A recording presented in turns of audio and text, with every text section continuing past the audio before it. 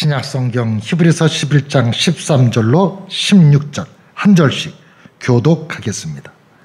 이 사람들은 다 믿음을 따라 죽었으며 약속을 받지 못하였으되 그것들을 멀리서 보고 환영하며 또 땅에서는 외국인과 나그네임을 증언하였으니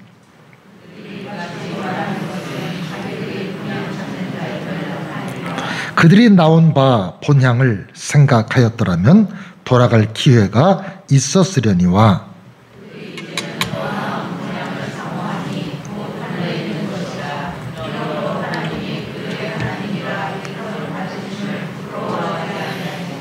그들을 위하여 한 성을 예비하셨느니라. 아멘. 할렐루야. 하나님의 크신 은총이 가을의 넉넉함으로 성도 여러분에게 함께 하시기를 간절히 기원을 드립니다. 여전히 힘들고 불편함이 우리를 놓아주지 않고 있지만 감사와 기쁨은 성도됨의 존재 양식입니다. 이제 우리는 추석 명절에 접어들었습니다. 추석은 한가위 또는 중추절이라고도 합니다. 농경민족이었던 우리 조상들에게 있어 봄에서 여름 동안 갚은 곡식과 과일들이 다 익어 수확하여 거둘 계절이 되었고 1년 중 가장 큰 달을 바라보게 되니 마음이 즐겁고 풍족했던 것입니다. 오래전 삼국시대부터 추석을 지켰다고 합니다. 여름처럼 아주 덥지도 않고 겨울처럼 춥지도 않아서 살기에 알맞은 계절이기에 속담에 더도 말고 덜도 말고 한가위만 같아라 라는 말이 생겨났습니다. 그러나 명절에 가급적 이동을 자제해달라고 하고 모이는 인원에도 여전히 제한을 두고 있으니 지혜롭고 안전하게 추석 명절을 지내시기 바랍니다. 명절이 되면 모든 사람이 부모님도 생각하게 되고 고향도 생각하게 되지요. 요즘에는 도시화가 주류를 이루고 있고 또 보편적이다 보니까 시골과 고향 이런 향수가 점점 줄어가고 있습니다. 도시에서 태어난 사람이 늘어나다 보니까 명절이 돼도 고향 시골 이런 마음들이 줄고 있지요. 그래도 마음 한 부분에는 여전히 자리를 잡고 있습니다. 저도 내일 어머님을 모시고 아버님의 고향인 경기도 안성 산소에 한번 다녀올 예정입니다. 오늘 성경 말씀은 히브리서의 말씀입니다. 유명한 11장 믿음장입니다. 위대한 신앙의 용사 그 이름들이 거론되고 있습니다. 요즘 말로 레전드입니다. 믿음의 전설들입니다. 그런데 이들을 오늘 성경에서 보면 나그네라고 호칭하고 있습니다. 여기서 말하는 나그네는 여행가가 아니라 여행 다니는 여행자가 아니라 순례자입니다. 성경은 나그네요 순례자인 성도들에게 권면을 합니다. 베드로전서 2장 11절 사랑하는 자들아 거류민과 나그네 같은 너희를 권하노니 영혼을 거슬러 싸우는 육체의 정욕을 제어하라. 빌립보서 3장 20절 그러나 우리의 시민권은 하늘에 있는지라 거기로부터 구원하는 자 곧 주 예수 그리스도를 기다리노니 이렇게 말씀을 하고 있습니다. 오늘 우리들은 이 믿음의 순례자들을 본받아서 성경 본문 앞에 나오는 믿음의 위인들 또 오늘 본문 뒤에 나오는 믿음의 위인들을 바라보면서 우리들도 이 땅의 순례 여정을 잘 마치도록 해야 할 것입니다. 히브리서에 나오는 믿음의 순례자들은 우리들에게 어떤 신앙의 모범을 보여주고 있는지 생각하면서 우리도 그 길을 뒤따르려고 합니다. 첫째로 이들은 믿음을 따라 산 그런 모습을 우리들에게 보여주고 있습니다. 11장 1절 2절 믿음은 바라는 것들의 실상이요 보이지 않는 것들의 증거니 선진들이 이로써 증거를 얻었느니라 그랬습니다. 믿음은 바라는 것, 아직 이루어지지 않은 기대하는 그것의 실제 모습이고 또 보이지 않지만 그것에 대한 증거라고, 이것을 통해서 확실한 증거를 얻었다라고 말씀합니다. 이들에게는 믿음이 전부였습니다. 사실 우리도 믿음이 없지는 않습니다. 믿음이 우리들에게 있지요. 그런데 문제는 전부가 아닙니다. 믿음 틈새에 우리의 경험도 있고 또 선입견이라는 것, 이것도 무섭습니다. 이 선입견을 가지고 미리 예단하고 예측을 하지요. 또 얄팍한 지식이 우리의 믿음을 자꾸 흔들어 놓습니다.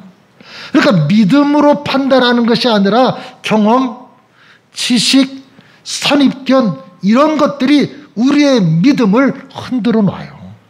그러니까 우리가 믿음을 전부로 활용하지 못하고 믿음이 우리 삶에 있어서 일부분밖에 되지 않는다라는 것입니다. 여기 성경에 나오는 사람들은 믿음을 따라 살다가 결국은 그 믿음 안에서 죽었다라는 겁니다. 그러니까 믿음이 이들에게 전부였어요. 13절 이들은 다 믿음을 따라 죽었다 그랬습니다. 아브라함 부르심 받았을 때 순종해서 어디로 가는지도 모르고 믿음을 따라 나섰고, 나중에 사라 자신도 죽은 것 같은 자신의 몸에서, 이 성경 말씀 참, 너무 사라가 이제 나이가 많아지니까 여성으로서 죽은 것 같은 자신의 몸에서 자식이 태어나는 믿음을 갖게 되고, 약속하신 일을 미쁘신 줄 알았다 그랬습니다. 구체적으로 이들은 약속이 아직 성취되지 않았지만 그 약속이 성취된 줄로 믿고 미리 즐거워했다, 멀리서 보고 환영했다라고 말씀을 하고 있습니다. 이 믿음이 좋은 거는요, 어린이들이 그렇더라고요. 어린이들한테 뭐 선물 사준다고 약속 함부로 하면 안 됩니다. 애들은 그것을 절대 잊어버리지 않고 자면서도 생각을 하고, 말한 사람은 잊어버리는데 들은 어린이들은, 애기들은 그걸 안 까먹고 막 기억을 하고 있습니다.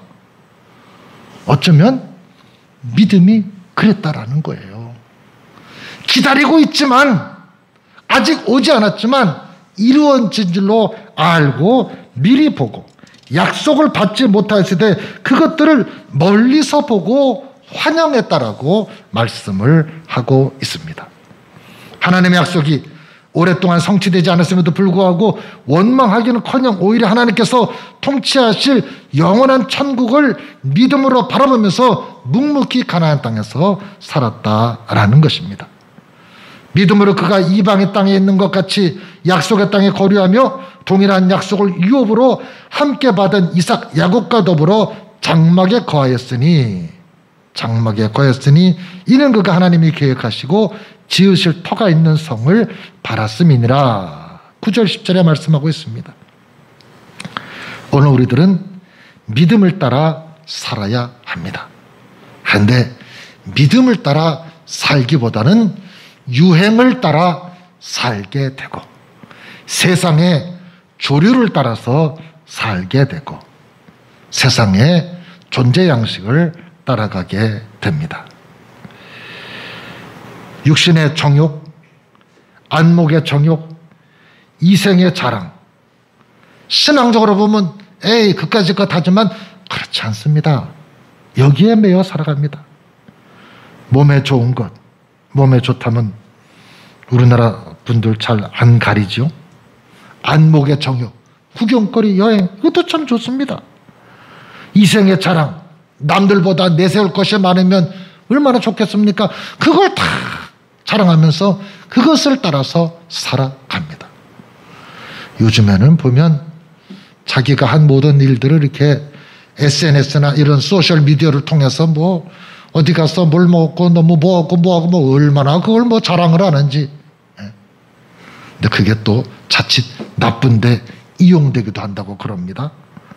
자기를 내세우고 자기 소욕을 자랑하는 그런 시대를 살고 있는데, 성경에 보면 자랑할 것이 정말 많았던 좋은 가문에서 태어나고 최고 학벌을 가졌던 사도 바울은 예수님을 아는 것 외에는 내 모든 것을 다 배설물처럼 버렸다라고 말하고 있습니다.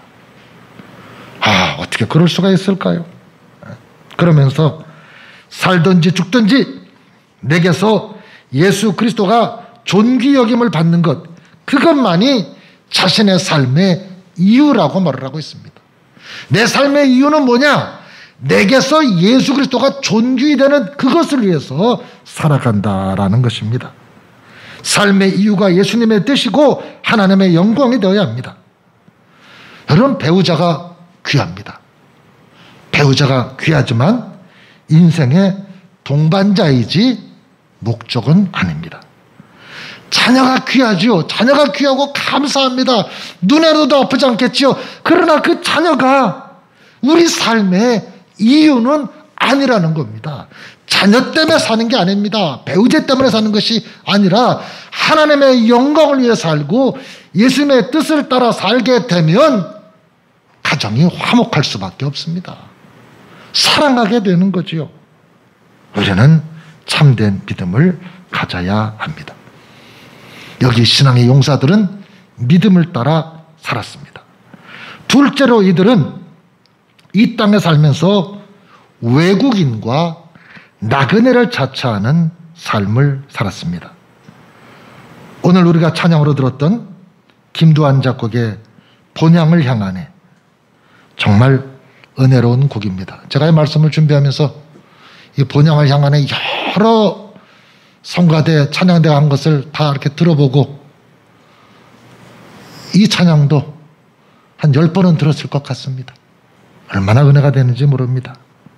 곡을 작곡한 김두한 교수는 1924년 평안남도 용강 출신입니다. 작사는 오늘 성경 본문을 배경으로 김희보 목사님이 하셨습니다. 두 분의 부친은 북한에서 순교하신 목사님들이었습니다. 이 본향을 향하네는 칸타타 순교자의 첫 번째 곡인데 첫 페이지에 이렇게 쓰여 있습니다. 주의 이름을 위해 순교한 북한 교회의 성직자에게 이 곡을 바칩니다. 어떻게 이렇게 가사를 붙였을까요? 이 세상 나그네 길을 지나는 순례자, 인생의 거친 들에서 하룻밤 지날 때, 인생이 하룻밤 같은가 봐요. 환란의 궂은 비바람 모질게 불어도, 여러분 이 부분의 간주 기억나세요? 이 간주가 아주 즐겁게 나가요. 환란의 모진 비바람인데 마음을 아주 얼마나 막 움직이는지. 그래도 천국의 순례자 본향을 향하네.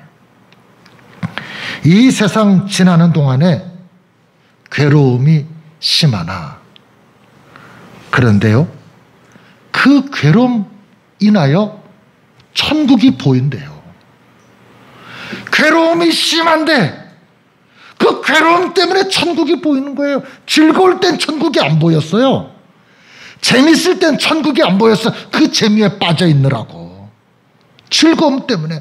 그런데 그 괴로움 인하여 그 부분은 또 크게 하고 천국 보이고는 또 작게 합니다. 그 괴로움이 인하여 천국 보이고, 천국이 희미하게 보이나 봐요.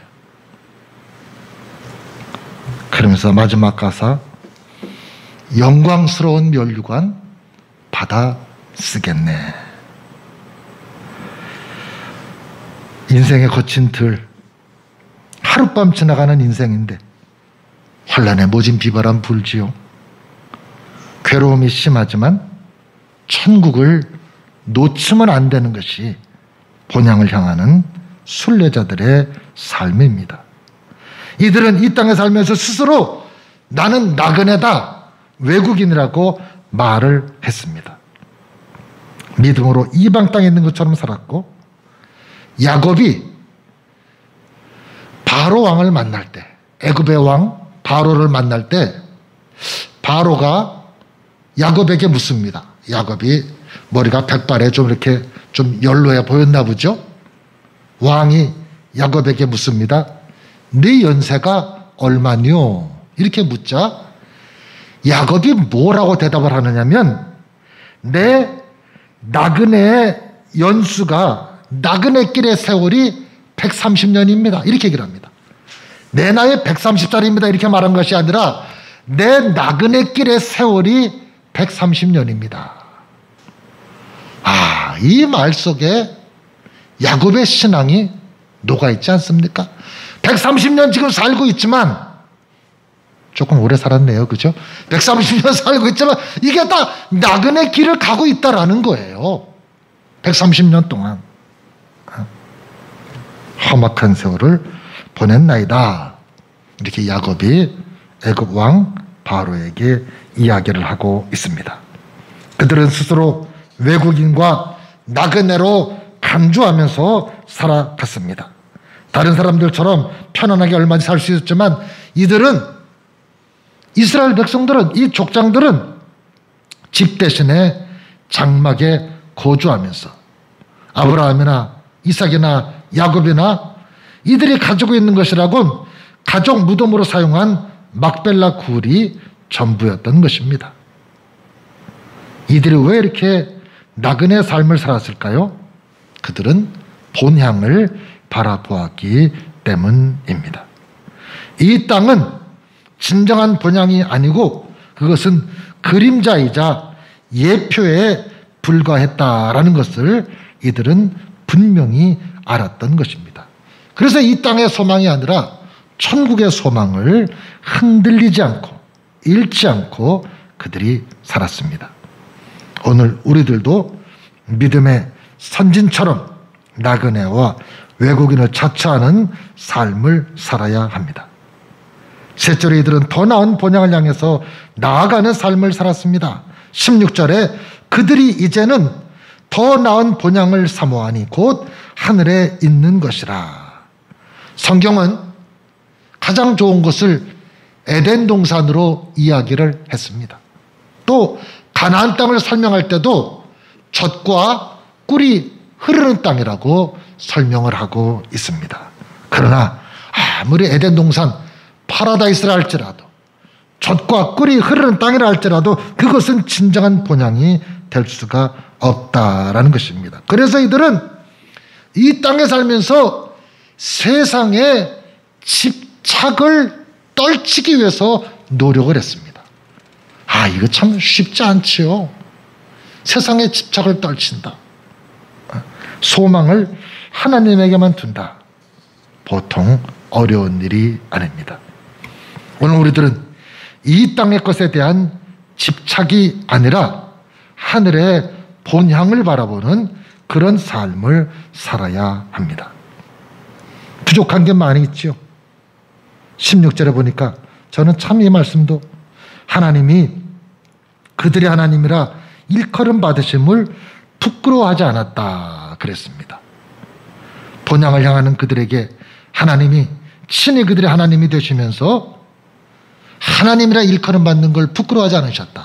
다시 말해서 우리가 성도잖아요. 하나님의 자녀잖아요. 우리 입장에서는 하나님이 좋지만 때로 하나님 우리를 볼 때 좀 부끄러운 마음이 들 때도 있을 것 같다라는 얘기입니다. 자식이 잘못하면 부모가 좀 부끄러울 때 있잖아요. 근데 하나님은 우리를 부끄러워하지 않으신대요. 내가 믿음이 약해서 넘어지고 실수하고 하나님의 영광을 가리고 잘못해도 하나님은 우리를 부끄러워하지 않고 우리의 하나님이 돼 주신다라는 거예요. 이게 얼마나 감사한 일인지 모릅니다. 그리고 이 부족한 우리들을 위해서 하나님은 거룩한 새 예루살렘 성을 예배해 놓고 기다리고 계십니다. 오늘 성경 말씀 본문의 제일 끝절 부분이 그거 아닙니까?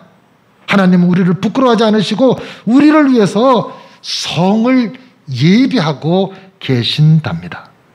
이 말씀이 요한계시록 21장 2절에는 내가 보매 거룩한 성 새 예루살렘이 하나님께로부터 하늘에서 내려오니 그 준비한 것이 신부가 남편을 위하여 단장한 것 같더라. 예수님은 요한복음 14장 2절 3절에서 내가 너희를 위하여 거처를 예비하러 가노니 가서 너희를 위하여 거처를 예비하면 내가 다시 와서 너희를 내게로 영접하여 나 있는 곳에 너희도 있게 하리라 말씀을 하고 있습니다. 하나님께서 친히 우리의 하나님이 되어 주시고 우리를 위해서 한 성을 예비하고 계신답니다. 추석에 전 부쳐놓고 우리를 기다리는 것이 아니라 하나님이 우리를 위한 귀한 성을 예비해놓고 우리를 기다리고 계신다는 것, 이 사실을 잊지 말고 이 땅에서 나그네와 순례자의 삶을 살면서 하늘 도성을 향해서 본향을 향하여 나아가는 우리들의 믿음의 길을 잘 달려가야 할 것입니다. 추석 명절을 맞이하면서 영원한 천국 소망을 더욱 든든히 하고 식구들을 만나시면 혹시나 아직 구원받지 못한 사람은 없는지 가정의 인가기도를 위해서 기도하고 화목을 위해서 기도하고 모두가 본향을 향해서 천국을 소망하는 이번 추석 명절 다 되실 수 있기를 간절히 기원을 드립니다.